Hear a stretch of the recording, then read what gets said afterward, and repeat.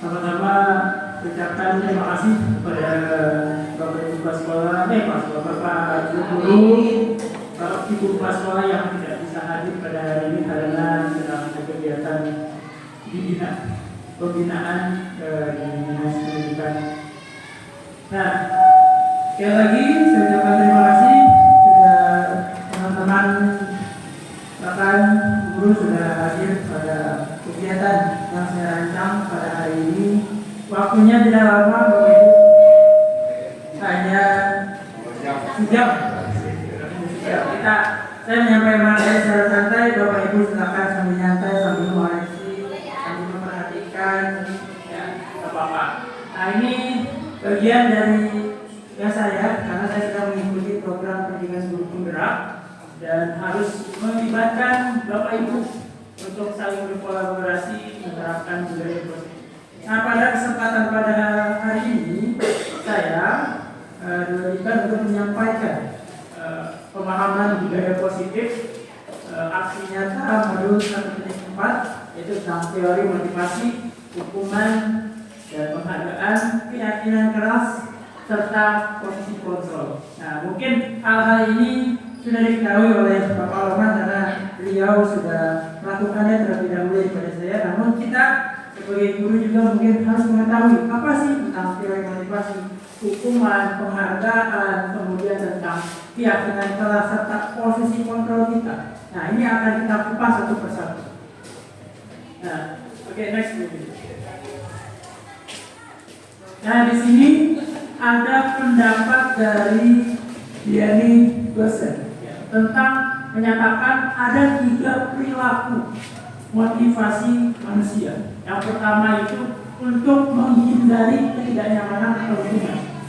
Yang kedua untuk mendapatkan imbalan penghargaan dari orang lain.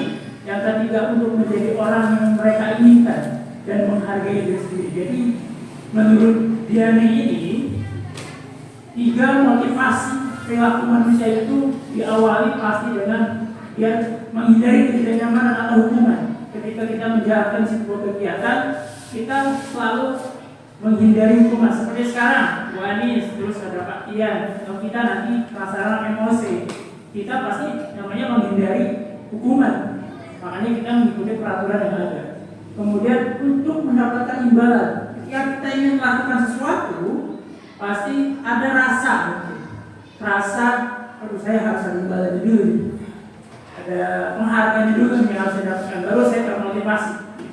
Kemudian untuk menjadi orang yang mereka inginkan dan menghargai diri sendiri dengan nilai-nilai yang mereka percaya. Oke, boleh gitu. Nah, di sini ada teori motivasi perilaku manusia. Yang pertama itu adanya motivasi eksternal atau dari luar. Kalau internal tadi dalam diri kita. Nah, di sini motivasi eksternal ini yang pertama itu tadi saya sudah jelaskan untuk menghindari ketidaknyamanan atau hukuman. Apa yang terjadi apabila saya tidak melakukannya? Berarti dia memikirkan hukuman. Apa yang saya tidak sanksinya mungkin seperti itu. Kemudian ada juga dia turun ke bawah mendapatkan imbalan. Itulah sebuah pertanyaan. Apa yang akan saya dapatkan apabila saya melakukannya? Dan dia mengharapkan sebuah imbalan. Kemudian yang ketiga, ini dia yang paling penting adalah poin ketiga, motivasi internal, motivasi yang ada dari dalam diri kita, yaitu untuk menghargai diri sendiri. Timbullah sebuah pertanyaan, saya akan menjadi orang yang seperti apa bila saya melakukan? Nah, berarti dia mengharapkan dirinya untuk menjadi lebih baik. Berarti adanya motivasi dari dalam dirinya. Nah, disinilah tujuan disiplin positif. Ya, yang seperti tadi judulnya budaya positif. Berarti pembiasaan positif, aktif dan positif, bukan pembiasaan yang negatif. Nah, siapa yang nggak kenal ini? Siapa ini? Berarti bukan guru lah. Siapa ini? Beliau adalah Ki Hajar Dewan pahlawan pendidikan Indonesia. Menurut beliau, merdeka itu artinya tidak hanya terlepas dari perintah, akan tetapi juga cakap buat memerintah diri sendiri. Ya, nah ini menurut dia Dewan. Kita sebagai individu manusia, pasti kita setiap hari mungkin memerintah diri kita melalui pikiran, berawal dari otak, saraf itu berawal dari diri kita. Kita bisa memerintah orang lain, bisa, tapi hal yang paling kuat untuk memerintah adalah diri mereka sendiri, bukan kita atau orang lain. Yang bisa mengontrol diri kita sendiri adalah diri kita sendiri. Itu yang artinya merdeka. Berarti kita memerintah diri sendiri terlebih dahulu. Oke. Nah, di sini tadi dijelaskan. Kita sebagai pendidik biasanya tidak terlepas dari yang namanya dihukum oleh penghargaan.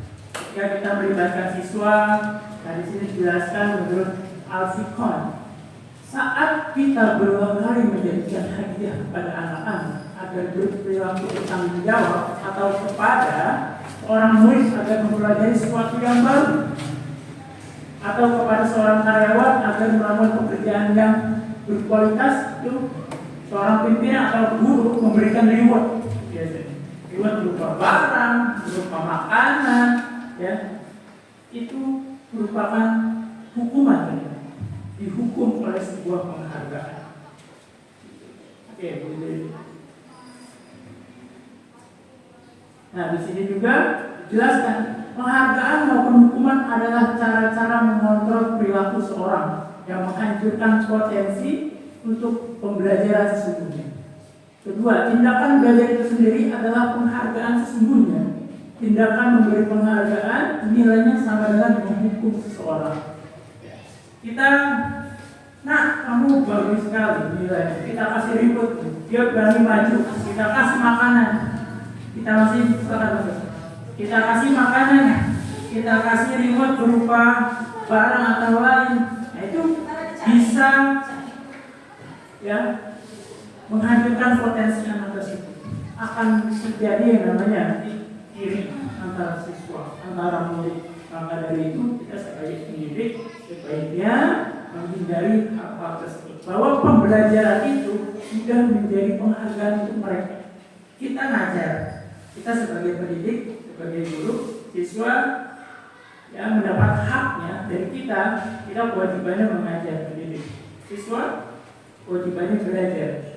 Kita menghargai mereka dengan memberikan apa yang harus mereka dapatkan, yaitu pembelajaran. Itu sebagai sudah jadi penghargaan untuk pendidik atau murid. Lanjut. Nah, di sini penghargaan.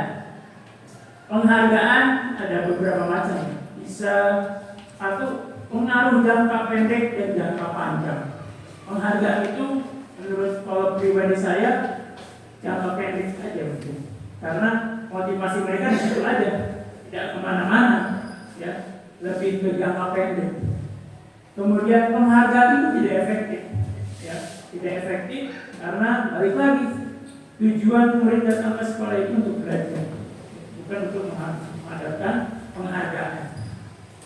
Penghargaan merusak hubungan, nah ini bisa merusak hubungan antara murid, ya, antara murid teman mereka. Wah, kamu terlalu dikasih sama gurumu ini, nah timbullah kecemburuan sosial. Kemudian penghargaan mengurangi ketepatan. Ketika diberikan sebuah tugas, tak dulu deh, karena bapak ini nggak ngasih aku apa-apa. Karena biasanya mereka dikasih sesuatu, makanya mereka mengerjakan sesuatunya dengan cepat. Akhirnya karena sering diberikan penghargaan atau reward, ya, mengurangilah ketepatan dalam mengumpulkan tugas, mengerjakan tugas.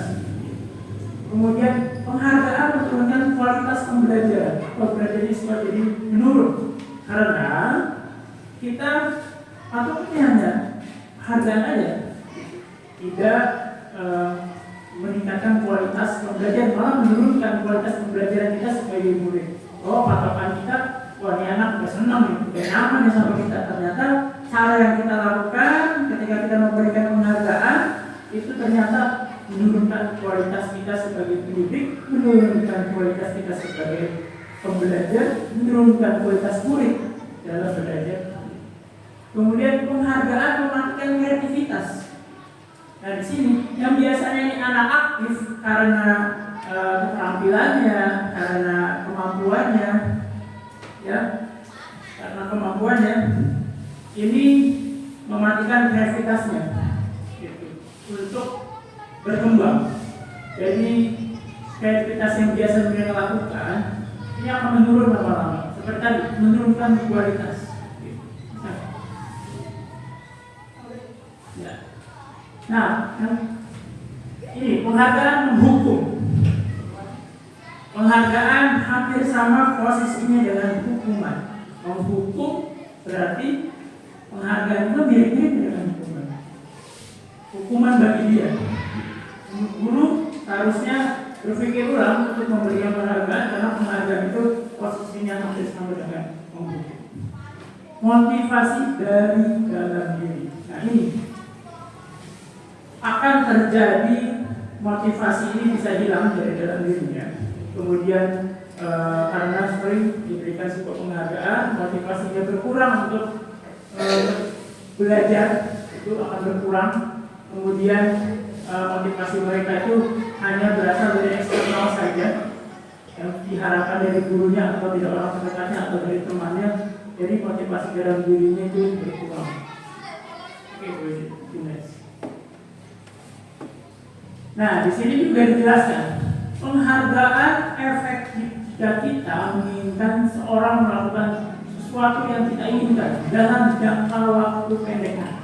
Penghargaan itu mungkin berperan untuk jangka pendek, ya, karena efektif kita menginginkan seorang melakukan sesuatu yang kita inginkan. Efektif mungkin, tapi jangka pendek, untuk jangka panjang itu mungkin tidak bisa. Tidak efektif jika menggunakan penghargaan lagi dan lagi, maka orang tersebut akan bergantung pada penghargaan yang diberikan serta kehilangan motivasi dari dalam. Ini saya dulu sebelum ke Kalimantan 2 itu saya ngajar di SD Selamat 8. Itu pertama kali saya jadi guru di sana.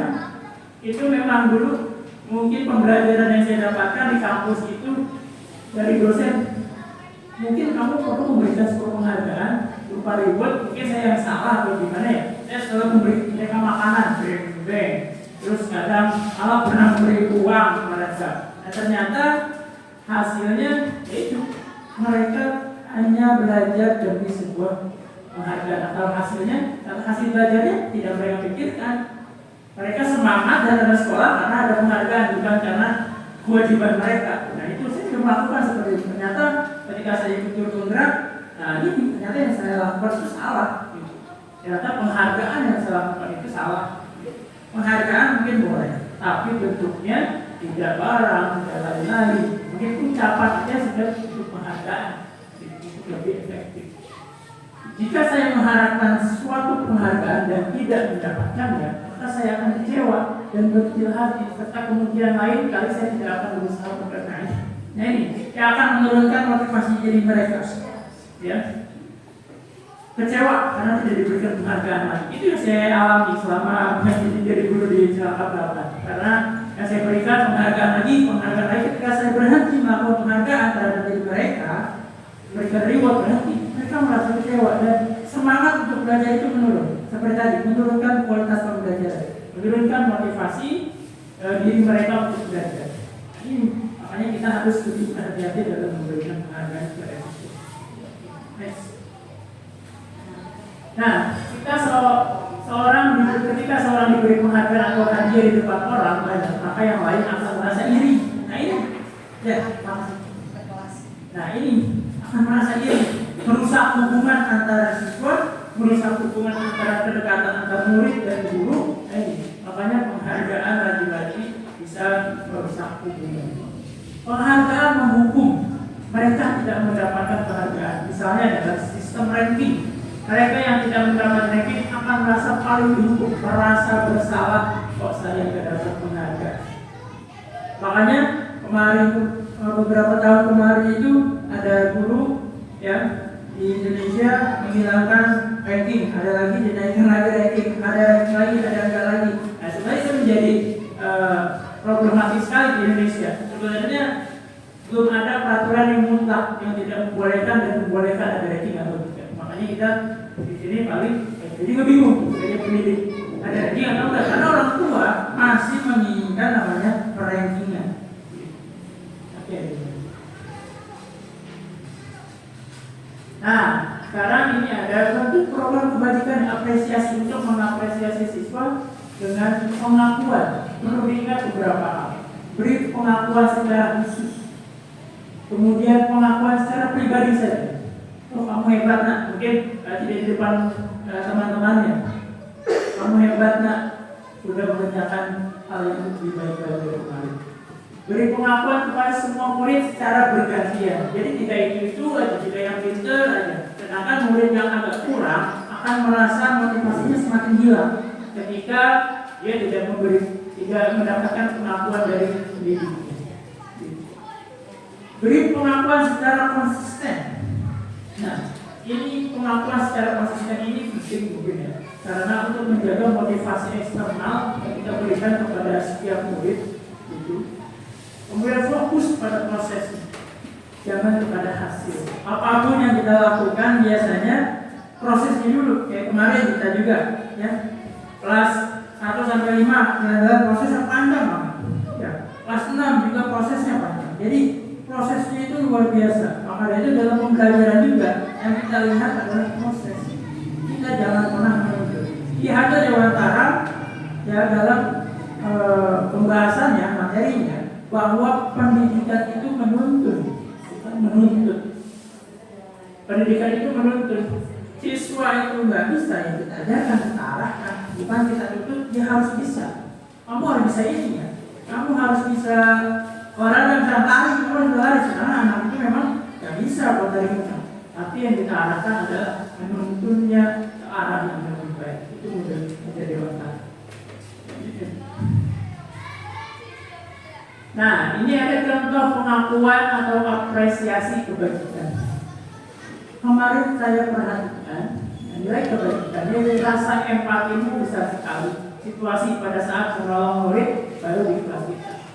Nah, saya menghargai kepedulianmu pada saat kamu membantu teman-temanmu di tugas kelompok. Ini bentuk-bentuk apresiasi, pujian. Namun kita juga jangan memberikan pujian kepada satu anak saja, melainkan bergantian dan secara konsisten.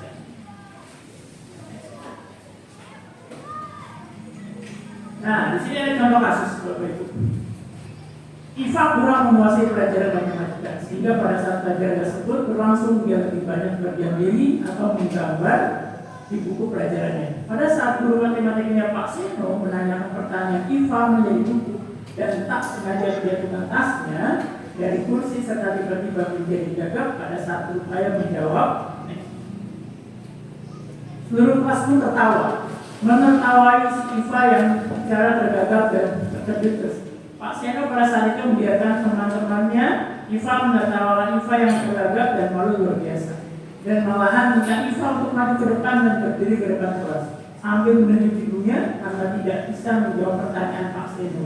Kelas semakin gaduh dan anak-anak pun tertawa melihat Iva di depan kelas memegang ujung hidungnya. Nah, apakah Anda setuju dengan tindakan Pak Seno terhadap Iva? Setuju nggak? Tidak. Kita sebagai pendidik mungkin tidak ya, malah menjatuhkan mental. Ya, harusnya kita menjaga perasaan si Iva.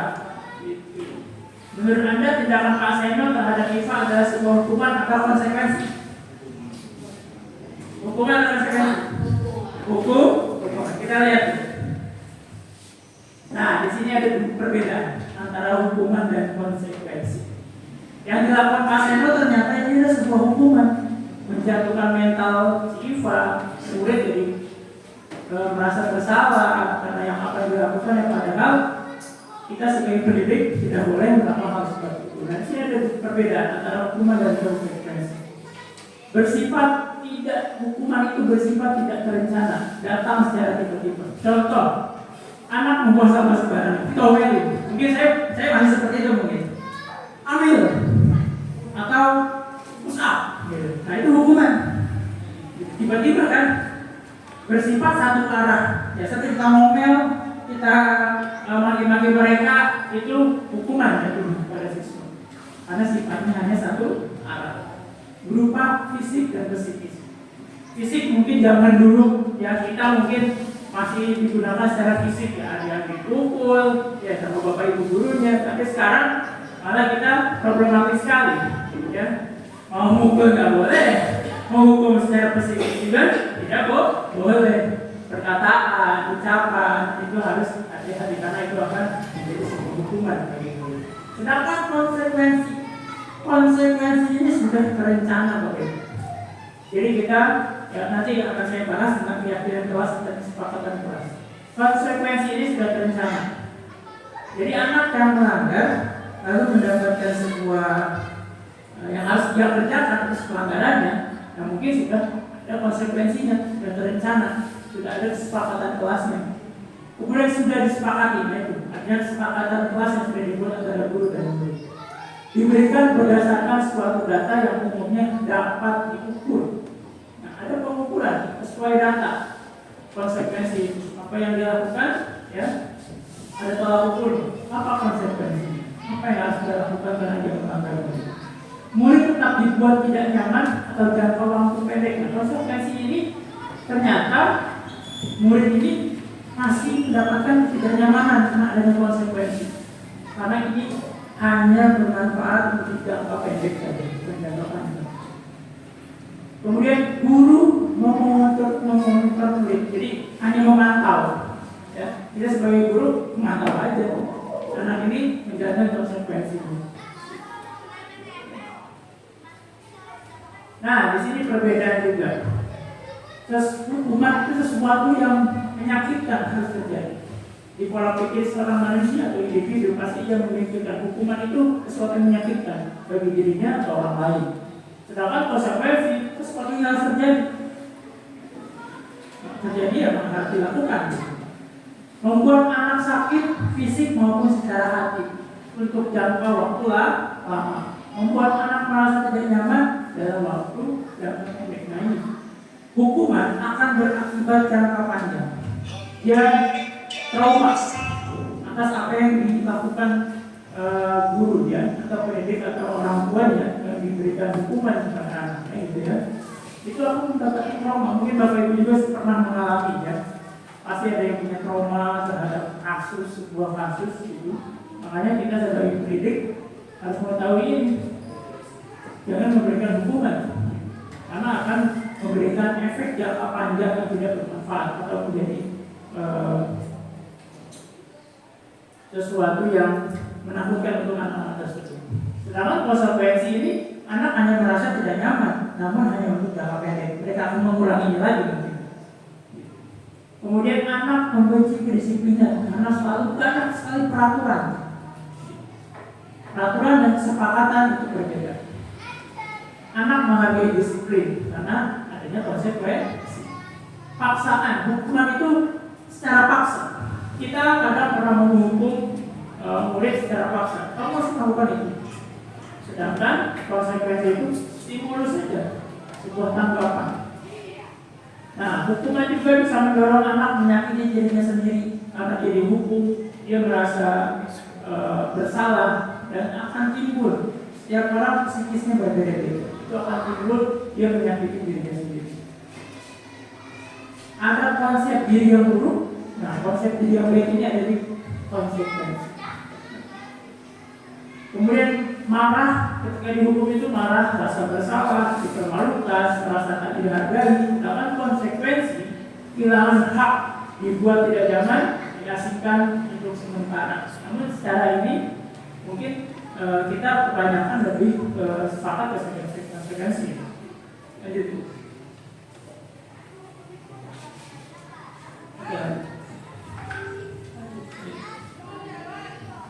Nah, di sini ada tindakan guru. Mungkin bisa diperhatikan gerakan. Di sini kita sama-sama menjawab. Mencatat 100 kali di dalam buku kalimat ketika dia melakukan sebuah kesalahan. Saya tidak akan terlambat lagi karena terlambat ke sekolah. Ini jatuhnya hukuman atau konsekuensi. Jadi murid ini diharuskan sama gurunya menulis 100 kalimat tidak akan terlambat lagi. Ini jatuhnya hukuman atau konsekuensi? Konsekuensi. Oke, kita hukuman atau konsekuensi? Ya, simak jawaban Bapak Ibu. Ya. Yang kedua, nanti ada pembahasan. Lari di lapangan basket 2 kali karena terlambat dari sekolah, berarti lebih dulu. Murid diminta untuk push up, ini udah jelas lagi. Menggantikan tas tugas teman yang lari coret-coret, bisa jadi konsekuensi. Membersihkan tumpahan air di meja tulis. Murid disuruh untuk menggunakan sepatu sehari sekolah karena tidak menggunakan sepatu hitam. Yang terakhir, lari ke lapangan karena terlambat sekolah untuk pelajaran PJOK. Lagi.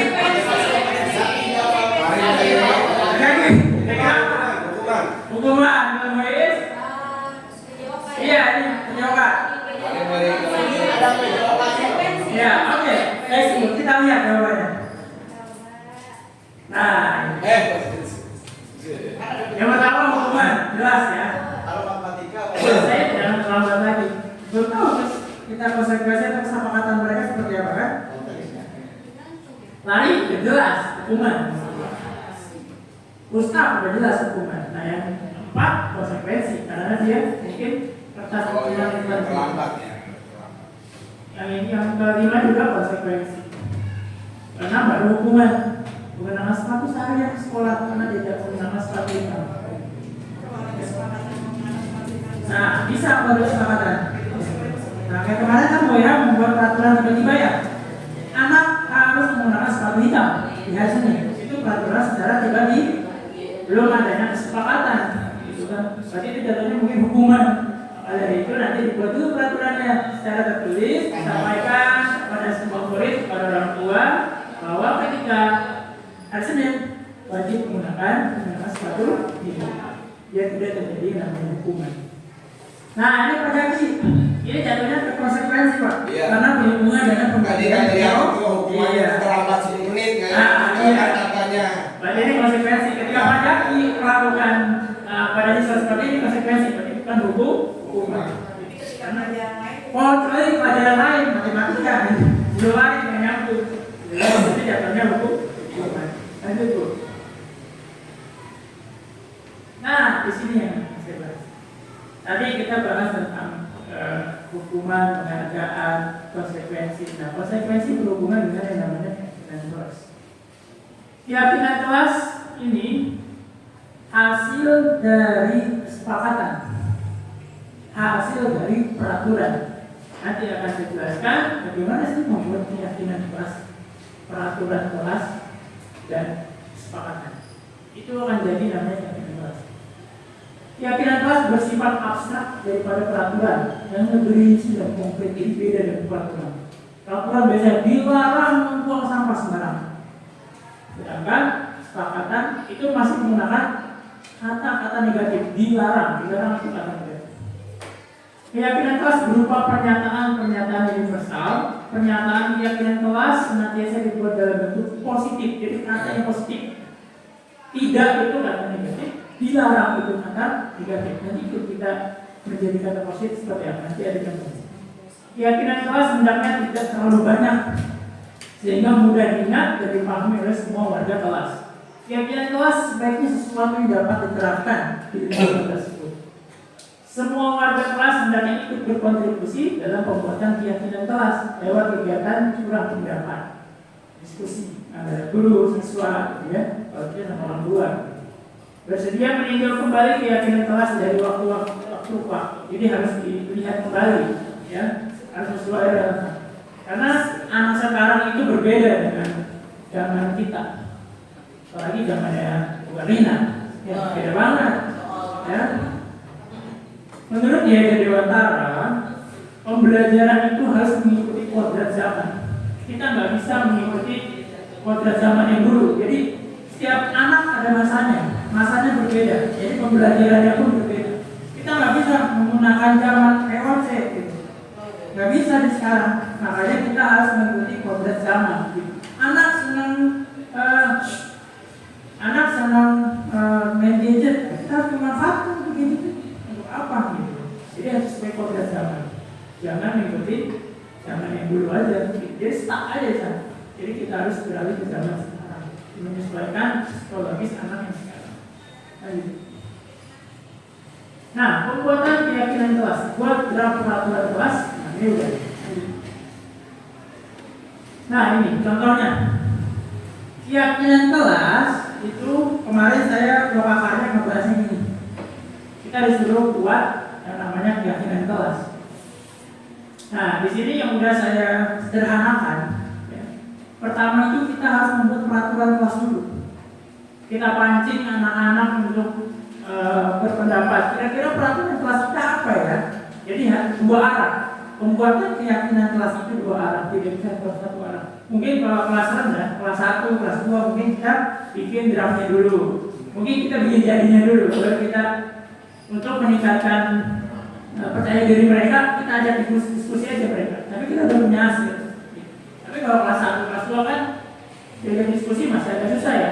Makanya mungkin gurunya harus membuat terlebih dahulu, baru diajak untuk meningkatkan percaya diri. Ya kita ajak diskusi, karena kita udah tahu hasilnya. Nah di sini, peraturan kelas dulu kita. Biasanya peraturan kelas itu atau peraturan sekolah itu sifatnya kebanyakan negatif, kalimatnya negatif. Contoh di sini ada, dilarang membuang sampah, itu sebenarnya kata yang negatif. Dilarang, tidak, jangan, itu ya. Maka dari itu kita sederhanakan dan kita membuat kalimat yang lebih positif. Dibuat menjadi kalimat yang positif, menjadi sebuah kesepakatan kelas.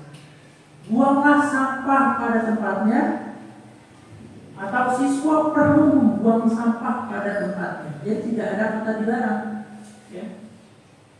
Tidak ada kata tidak. Gitu. Nah, nilai keyakinan kelasnya apa sih? Jadi keyakinan itu sama seperti kita beriman, kita yakin. Berarti nilai yang kita yakini itu apa? Berarti nilai keyakinan kelasnya yang kita harus terapkan berarti adalah kebersihan. Menjaga atau buanglah sampah pada tempatnya. Jadi tidak dilarang membuang sampah sembarangan, bukan seperti itu. Jadi kita sederhanakan menggunakan kalimat yang positif. Kemudian yang kedua, tidak boleh datang terlambat. Itu masih negatif. Ada kata tidak boleh. Sedangkan kita buat sederhanakan menggunakan kalimat yang positif adalah datanglah tepat waktu, atau semua siswa wajib datang tepat waktu, atau semua siswa perlu datang tepat waktu. Keyakinan kelasnya apa? Disiplin. Jadi kita harus punya keyakinan kelas. Kemudian yang ketiga, dilarang berisik ketika guru sedang menjelaskan pembelajaran materi. Positifnya, setiap orang perlu mendengarkan ketika guru menjelaskan pembelajaran. Keyakinannya apa? Saling menghargai. Tidak mencontek saat mengerjakan ujian. Setiap orang harus mengerjakan ujian dengan jujur. Keyakinan kelasnya apa? Nilainya. Berarti bersikap jujur. Dilarang berkata kasar. Kalimat yang positifnya berarti berbicara dengan sopan. Nilai keyakinannya adalah kesopanan. Kemudian dilarang atau tidak boleh meninggalkan sholat. Setiap orang yang beragama Islam wajib melaksanakan sholat 5 waktu. Jadi tidak ada pelarangan itu. Kalimat negatif. Jadi tidak sederhana. Nilai keyakinannya apa? Beriman dan bertakwa. Nah ini yang kita harus yakini, dan siswa harus meyakini, ya. Kira-kira yang akan ditulis, ya misalnya di mading, ya, mading kelas, peraturan atau yang menggunakan kalimat positif, kesepakatan kelas. Kalimat positif, ya.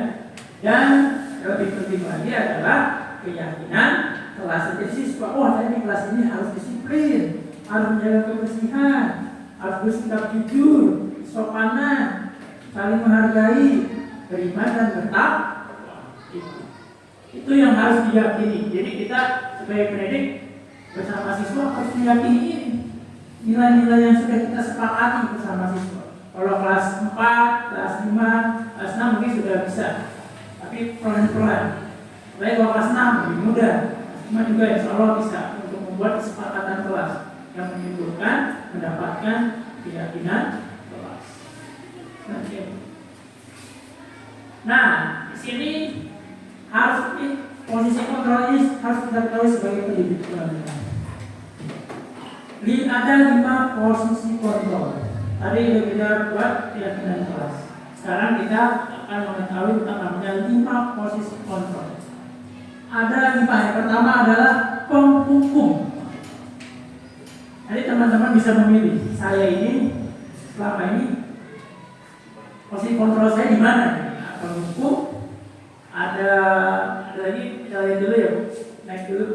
Ada penghukum, kemudian ada pembuat rasa bersalah, ada seorang teman, guru menjadi seorang teman, kemudian ada lagi pemantau, ada lagi guru sebagai bertindak sebagai posisi kontrol sebagai manajer.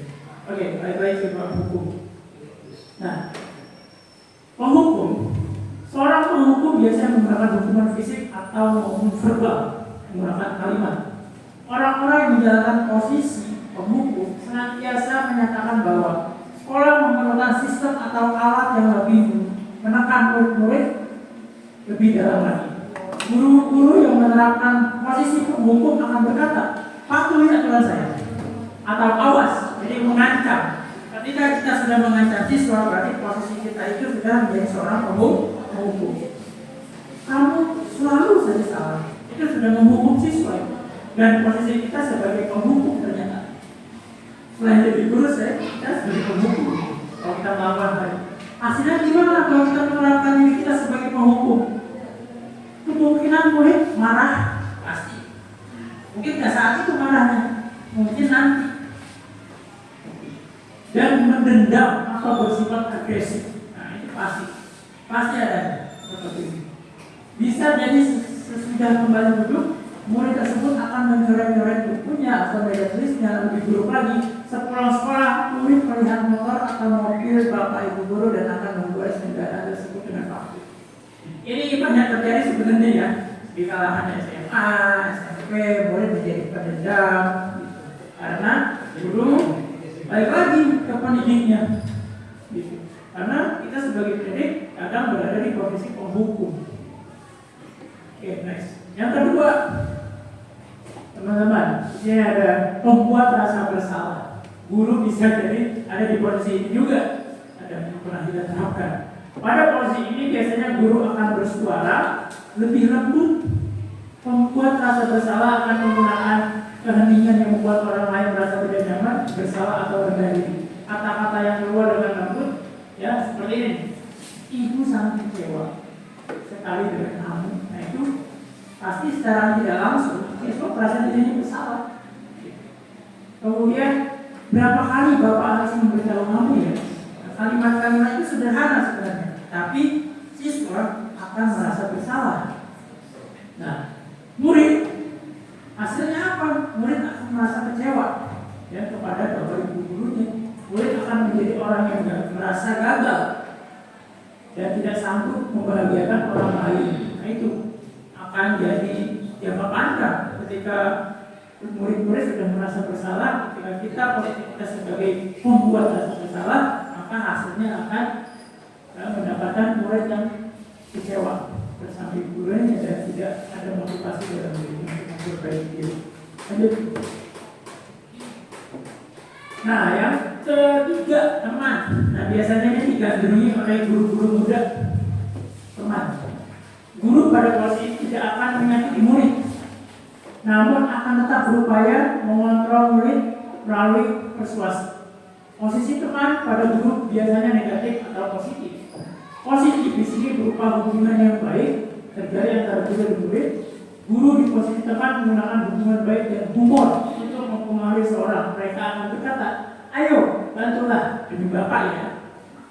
Ayo ingat, tidak bantuan bapak selama ini. Ya, jadi ada mengulas kembali apa yang sudah diberikan. Karena kedekatan teman itu membuat siswa menjadi seenaknya, ya, menjadi seenaknya pada kita. Hasilnya apa? Ketika kita berada memposisikan diri kita sebagai teman, murid akan merasa senang dan akrab dengan guru. Ini termasuk dampak yang positif, tapi juga dampak yang negatif. Nah, di sini Negatif murid menjadi tergantung pada guru tersebut. Ini pernah saya juga alami. Saya udah mengalami semua ini. Menjadi teman. Jadi bergantung aja. Mereka nggak bisa.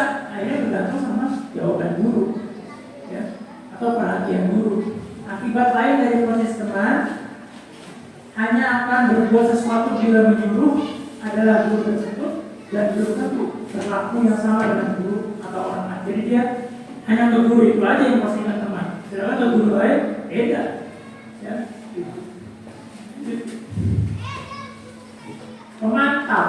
Nah, guru juga akan bisa menjadi posisi kontrol pemantau. Memantau berarti mengawasi. Pada saat kita mengawasi, kita bertanggung jawab atas perilaku orang-orang yang kita awasi. Posisi pemantau ini berdasarkan pada peraturan-peraturan dan konsekuensi. Seperti yang tadi kita bahas, bahwa konsekuensi itu berhubungan dengan guru memantau apa yang dia bersalah, konsekuensinya apa.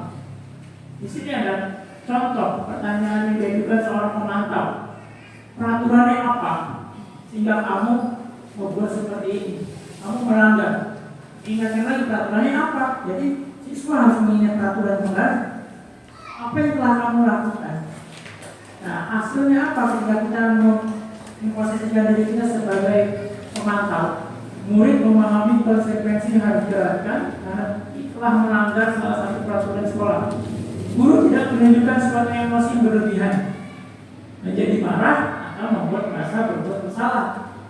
Murid tetap dibuat tidak nyaman, yaitu dengan harus tinggal kelas pada waktu jam istirahat dan mengerjakan tugas.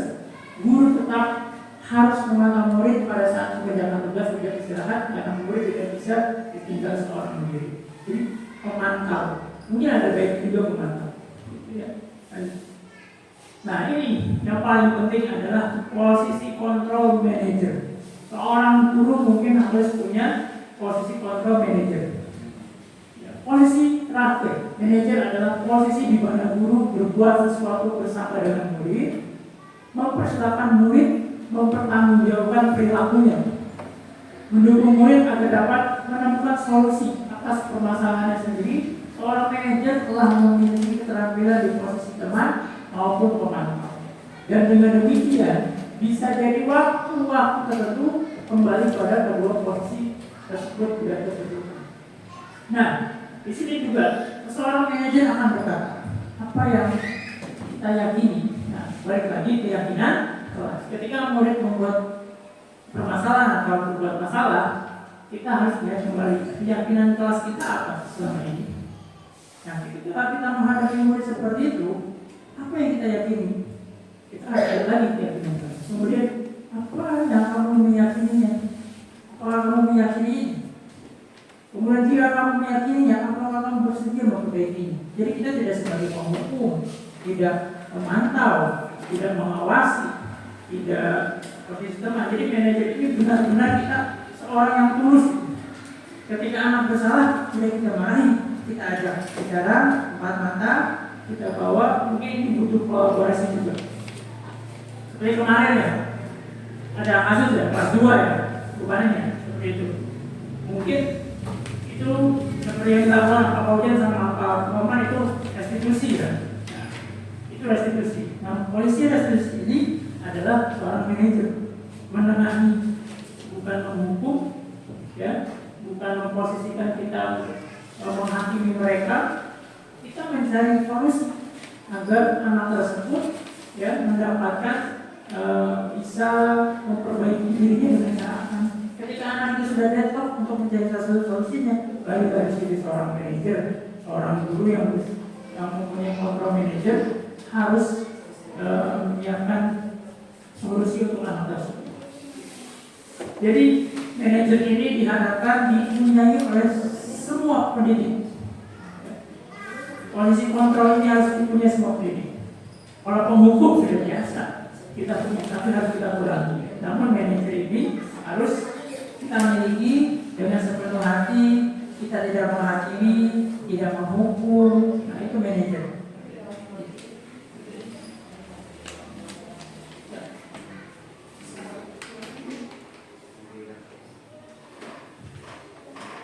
Nah,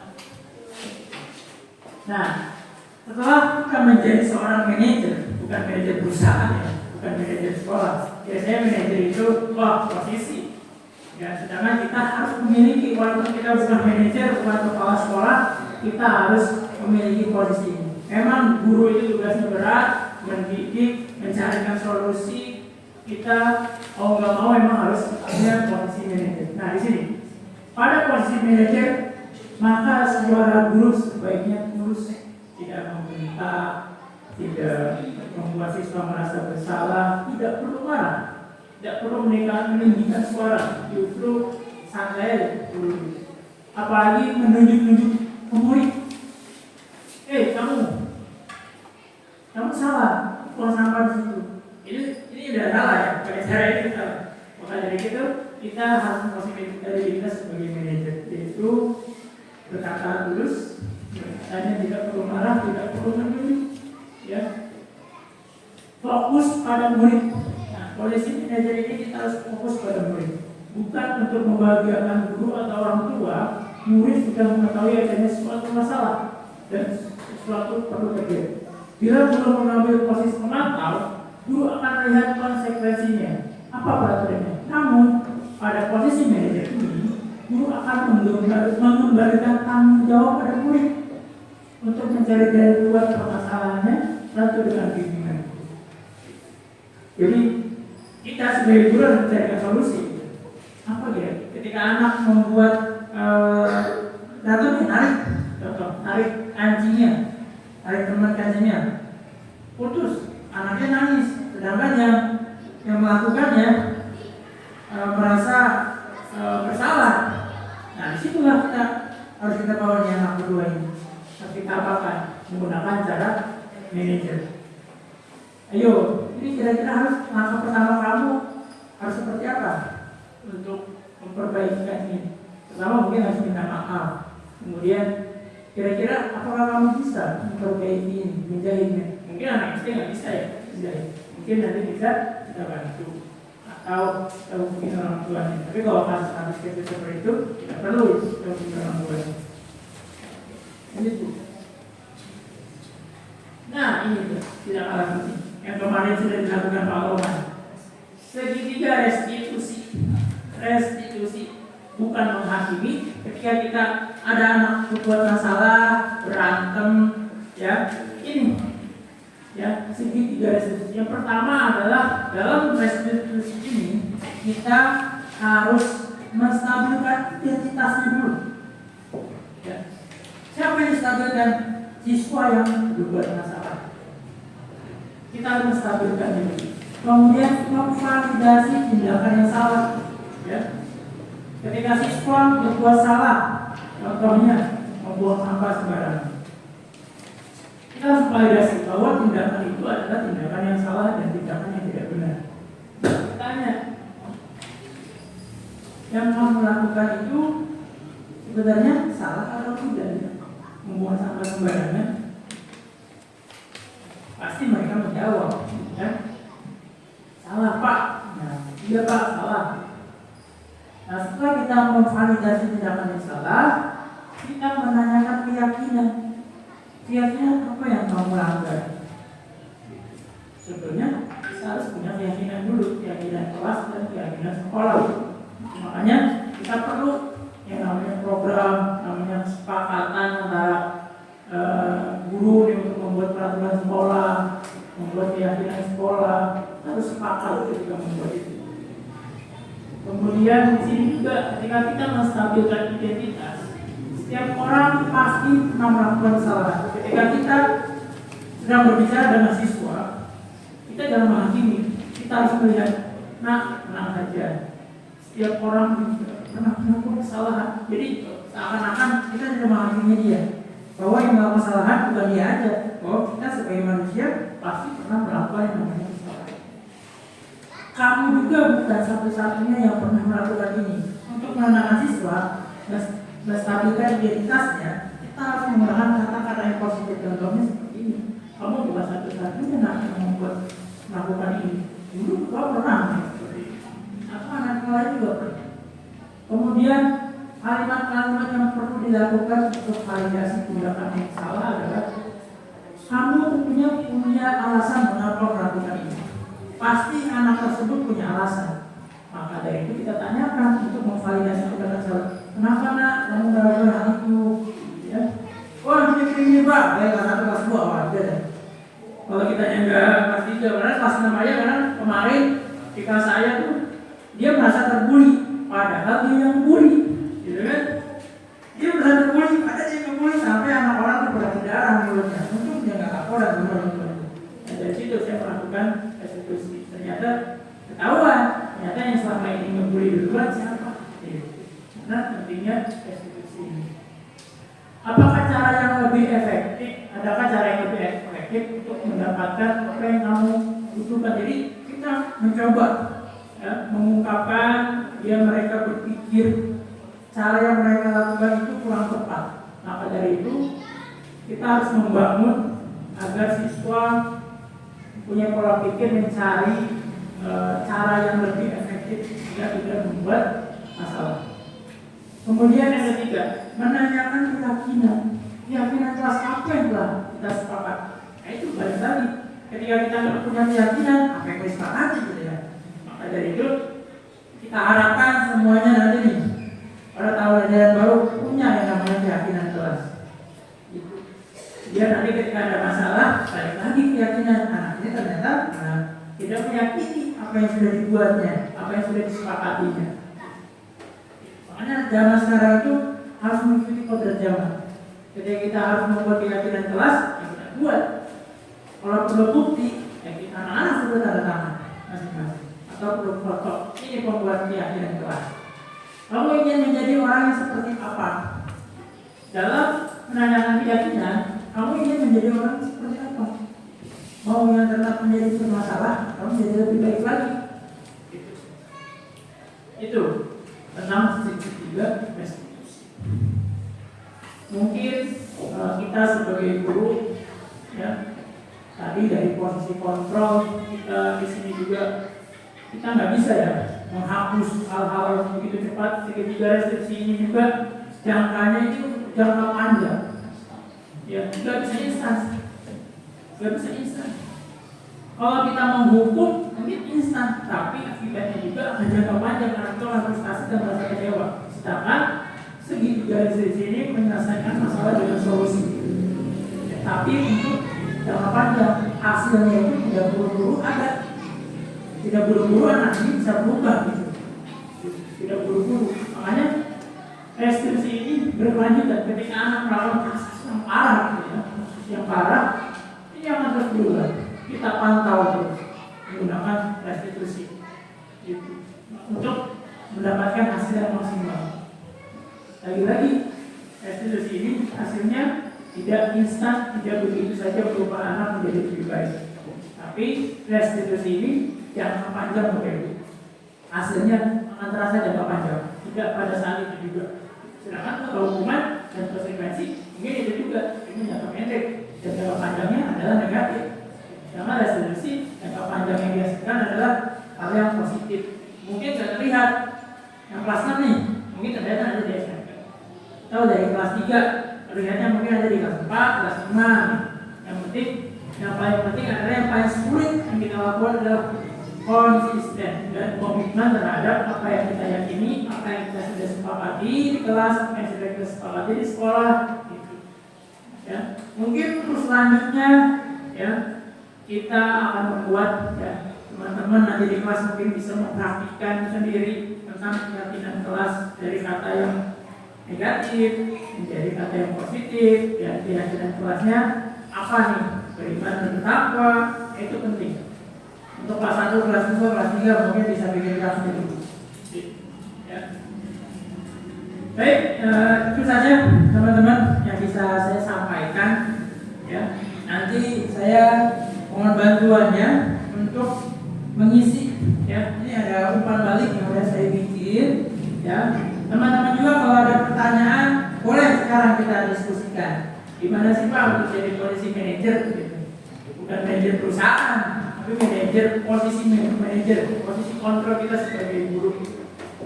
Saya harapkan ya ini saya bukan mengajari tapi saya berbagi praktis baik. Jadi apa yang sudah saya pelajari di guru penggerak ya tentang ternyata tamparan bagi saya. Selama ini saya mengajar begitu aja, ternyata tamparan bagi saya ini hal-hal yang seperti ini, hal yang sederhana tapi kita nggak melakukannya gitu, kurang melakukannya. Bahkan ketika kita menunjuk itu aja itu udah salah, kamu salah, itu udah salah gitu ya. Ini itu tamparan bagi kita semua. Sebenarnya banyak banget materinya, ini nggak akan selesai kalau saya belajar satu-satu, makanya saya rangkum sedemikian rupa. Kemudian ada nilai-nilai kebajikan juga. Jadi itulah yang saya sampaikan, mungkin sedikit ya atau banyaknya bisa bermanfaat untuk kita semua, orang kita semua, untuk kelas kita semua nih nanti. Siapa tahu kan Bu Marina di kelas 5, kelas 6, Bu Anis gitu kan untuk keyakinan kelas, ya kan? Bu Haji di kelas 6 bisa jadi kan? Pak Roman di kelas 1 bisa jadi, ya kan? Raihan di kelas 6 bisa jadi, kita nggak tahu, ya? Nah, tuh. Nah, kita diakomodasi oleh Mas. Ya, oke teman-teman, ada yang mau bertanya? Kita diskusikan. Masih ada waktu nih, 15 menit. Ada yang mau tanya? Boleh Pak Baca. Nanti kita jawab ya, teman-teman. Terima kasih Pak Adam sedikit terkait dengan hukuman berfungsi. Kadang-kadang juga ada yang melaksanakan atau misalnya tidak disadari melakukan kekerasan verbal. Ya. Itu termasuk apa ya? Contohnya kan dengan nada yang tinggi itu apakah termasuk berfungsi ataupun pelan? Tapi kata-kata yang kencang nada tinggi dan seterusnya. Terima kasih Pak Bojan, tanyanya bagus sekali yang kita bahas. Seperti dijelaskan, ketika kita ada siswa yang membuat masalah gitu ya, di kelas maupun di luar kelas, lawan sama kita. Posisi kita bagaimana nih? Ketika kita sudah meninggikan suara, sudah meninggikan atau memahami mereka secara verbal, menggunakan ucapan-ucapan yang kurang pantas dari seorang guru, meninggikan itu mungkin menurut saya pribadi ya Pak ya, kalau salah maaf. Itu sudah jadi seorang penghukum. Kita sebagai pendidik itu jadi seorang penghukum. Maka dari itu posisi kita lihat tadi. Sekarang bapak-bapak udah tahu kan posisi mana yang harus kita lakukan. Maka dari itu bisa memilih. Ya, sebaiknya kita memilih posisi manajer gitu ya. Menggunakan kata yang halus. Apalagi tadi meninggikan suara. Di sini mungkin masih banyak termasuk saya gitu ya. Masih banyak ternyata. Sekarang mulai nih sudah tahu pengetahuannya. Teorinya udah tahu, mungkin prakteknya kita pelan-pelan. Iya. Susah sih memang, susah karena VOC gitu kan. Kita VOC dari dulu dididiknya. Sedangkan materi-materi ini baru gitu. Teorinya baru kita ketahui. Jadi kemana aja gitu, baru tahu ini. Maka dari itu, ya kurang-kurangin diri kita sebagai seorang penghukum. Kita ini pendidik yang harusnya mempunyai jiwa yang tulus seperti yang dikaitkan dengan manajer. Itu Pak Bojan, ya, Pak Jaki. Oke. Baik. Yang saya ini pandang nih, soalnya sekarang itu emang zaman internet ya. Internet sekarang itu apa-apa serba internet. Bahkan anak aja berantem lewat internet, lewat HP, ya kan. Nah, sekarang untuk menjaga jangan sampai terjadi, soalnya sekarang kalau kita hukum atau kita prevensikan susah juga kan, lewat internet, lewat HP orang berantem. Ya kejadian sampai kemarin ada kan di sekolah kita juga, sampai orang tuanya datang ke sini tidak istilahnya tidak menerima anak yang disalahkan. Nah, untuk menjaga hal-hal seperti ini, langkah kita sebagai guru apa kira-kira pandangan? Barangkali pandangan punya solusi atau misalkan buat teman-teman kita tuh jangan sampai kita kejadian itu terulang lagi gitu di internet itu. Nah, memang zaman sekarang itu pendidikan lagi-lagi kita harus ketahui pendidikan zaman kodrat itu kita harus mengikuti kodrat zaman. Guru itu harus mengikuti kodrat zaman. Anak sekarang canggih, main handphone, komputer, bahkan itulah peran orang tua sebenarnya. Orang tua. ketika kejadian itu biasanya sudah terjadi di rumah. Posisi kontrol kita sebagai guru, apa yang bisa kita kontrol di rumah? Tidak bisa. Maka dari itu pentingnya mungkin langkah awal kita sebagai guru, pentingnya kolaborasi dengan orang tua. Bahwa kita beritahu bahwa ketika anak sudah keluar gerbang, itu bertanggung jawab yang kedua. Apalagi internet yang sulit kita awasi. Bahkan anak sendiri aja, ketika kita main HP, sulit kita mengawasinya. Ya kan? Memantaunya aja memang agak sulit kalau kita bukan ambil HP-nya diem. Maka dari itu mungkin pentingnya kolaborasi sama orang tua. Saya udah tahu sih karakter di kelas atas orang tuanya seperti apa. Terlebih lagi Pak Franky itu dari kemarin dari pusingin sama beberapa wali murid, ya memang seperti itu. Ya, kalau itu kan punya parenting.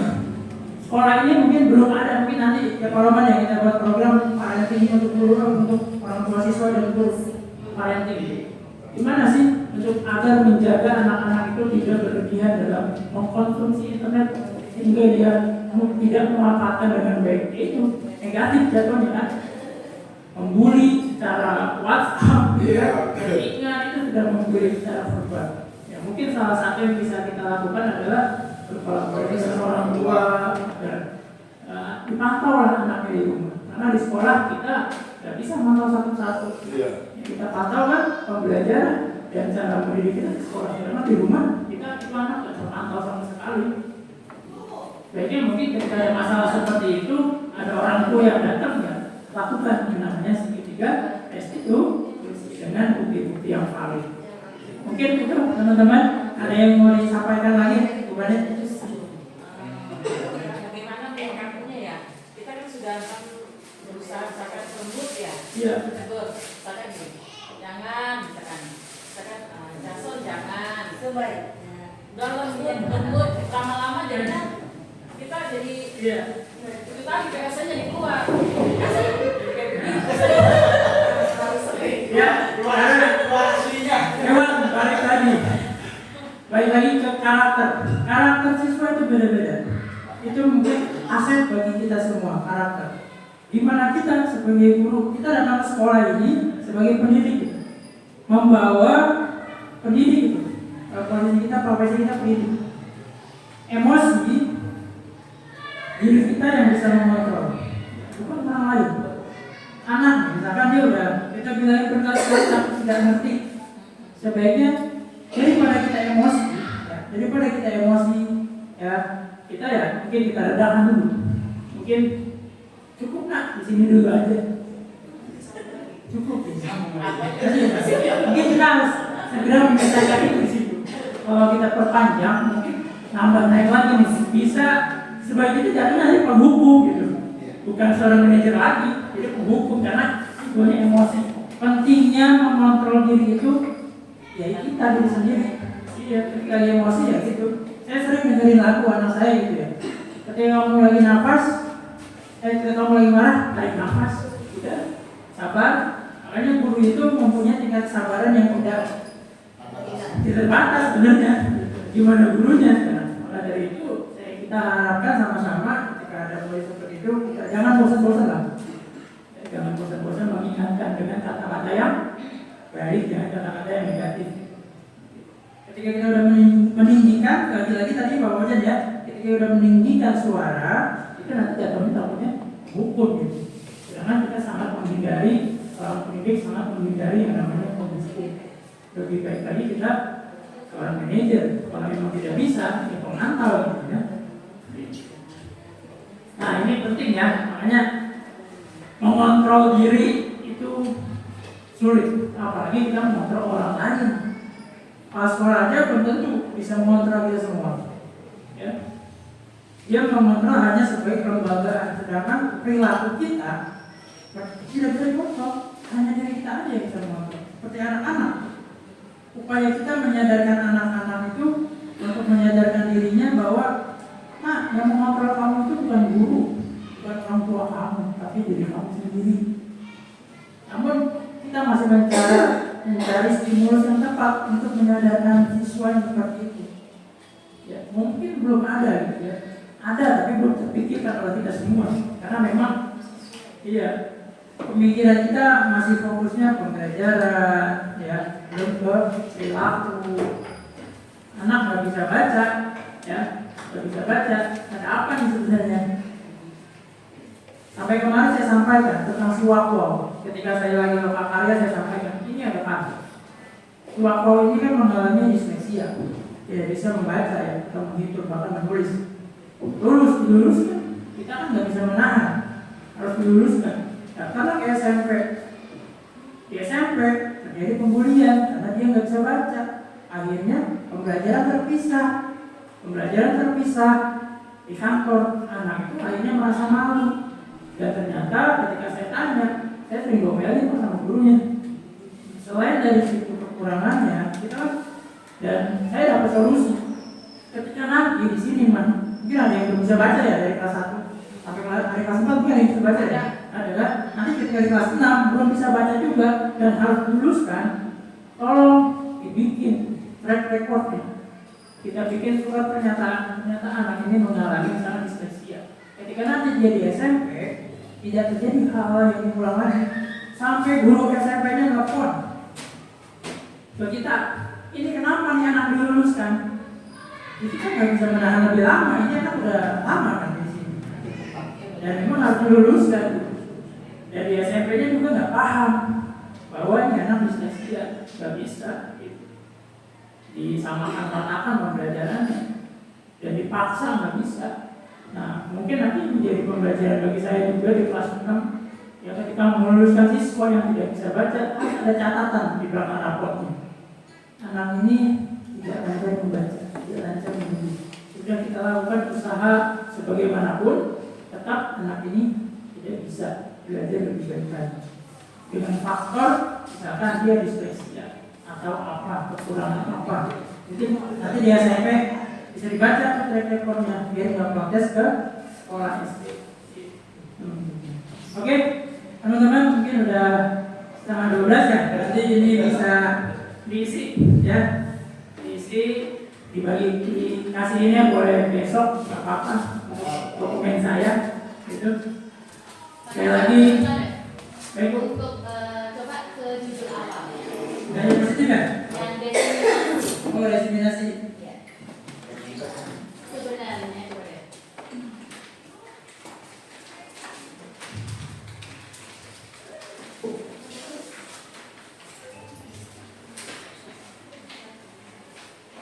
Mahal banget. Nah, itu. Nah, ini desiminasi budaya positif ya. Ini pertanyaan saya. Soalnya saya, sebenarnya waktu saya masuk ke sini ini desiminasi itu apa ya gitu kan? Nah,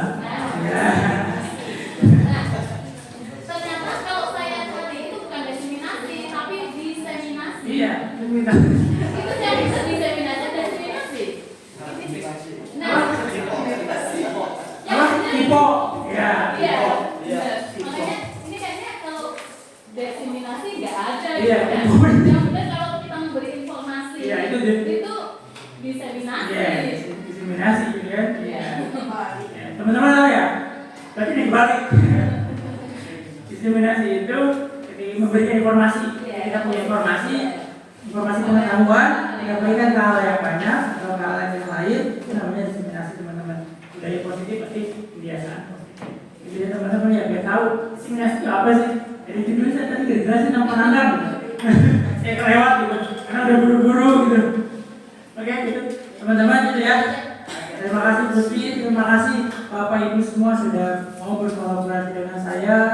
Sekali lagi ketika ada kurang-kurangnya dari saya mohon dimaafkan karena ini materi baru saya dapatkan, saya baru belajar di grup terang. Mudah-mudahan apa yang saya sampaikan bermanfaat bagi kita semua, bagi sekolah kita untuk menjadi lebih baik lagi. Sekian dari saya. Nanti dapur harinya saya pikir saya minta satu ya. Sekian dari saya. Assalamualaikum warahmatullahi wabarakatuh.